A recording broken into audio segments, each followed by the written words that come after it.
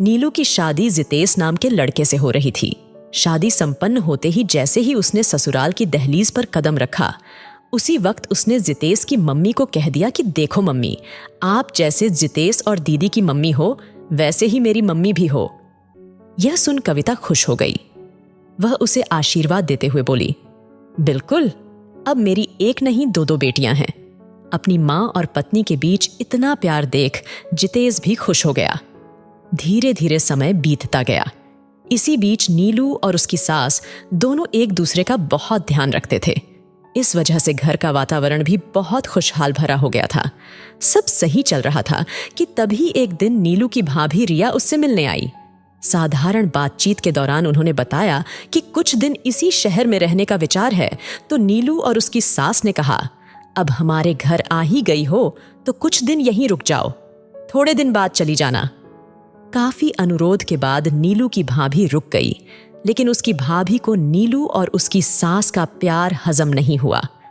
थोड़े ही दिनों में नकारात्मक विचारों से ओत-प्रोत रिया ने नीलू के कान भरने शुरू कर दिए। वह बोली, तुम नौकरी करती हो, फिर भी तुम्हारे सास तुमको बहकाकर घर का काम भी करवा लेती है, और तो और तुम्हें उनकी हर बात माननी पड़ती है।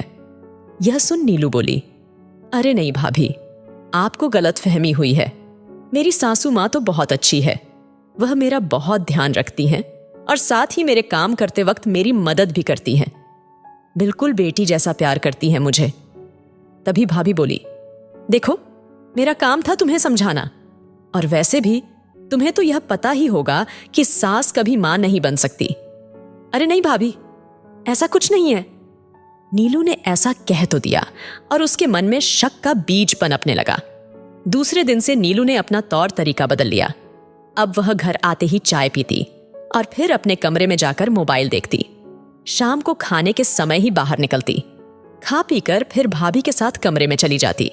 यह देख जितेश और जितेश की मम्मी को लगा कि उसकी भाभी आई हुई है, इसीलिए ऐसा व्यवहार कर रही है। लेकिन उसकी भाभी के जाने के बाद भी नीलू का व्यवहार वैसा का वैसा ही रहा। वह ऑफिस से आते ही आवाज लगाती, मम्मी पानी लाओ ना। लता जी पानी लेकर आती तो फिर वह कहती, मम्मी थोड़ी सी कॉफी बना दो। लता जी कॉफी बनाकर लाती तो फिर नीलू कहती, मम्मी आज कढ़ाई पनीर बनाना मुझे बहुत पसंद है। नीलू जो कुछ करने को कहती, लता जी बिना कुछ कहे करती जाती। लेकिन कहीं ना कहीं उन्हें भी नीलू के अंदर आए इस बदलाव से परेशानी हो रही थी। एक दिन लता जी ने जितेश को कहा, बेटा नीलू थोड़ा सा भी काम नहीं करती है, सब कुछ मुझे ही करना पड़ता है। अब मेरी भी उम्र हो गई है, इतना काम इन बूढ़ी हड्डियों से अब तो नहीं होगा, और कल तो हद ही हो गई। वह जोर जोर से चिल्लाकर कहने लगी कि इस घर में मेरा कोई सम्मान नहीं करता है। अब तू ही बता बेटा, मैं तो परेशान हो गई हूं। इतना ध्यान तो मैं मेरे बच्चों का भी नहीं रखती थी। तभी राकेश जी बोले, देखो, जब घर का बच्चा गलत रास्ते पर चलता है तो उसे सही रास्ता दिखाना भी हमारा ही कर्तव्य है।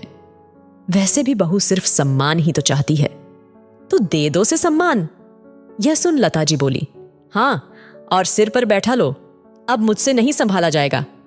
तब तो राकेश जी बोले, देखो, अब जमाना बदल गया है, इसलिए जमाने के हिसाब से चलो। आज से जैसे ही बहू सुबह उठेगी, हम सब पहले खड़े होकर उसे गुड मॉर्निंग करेंगे। अगर कोई छोटा सा काम भी कर देगी तो सबको उसी वक्त उसका धन्यवाद देना है। उसके ऑफिस से आते ही हम सबको खड़े होना है। बस इतना सम्मान ही तो चाहती है, दे देंगे। आखिर हमारी लाडली बहू जो है, बस फिर क्या था।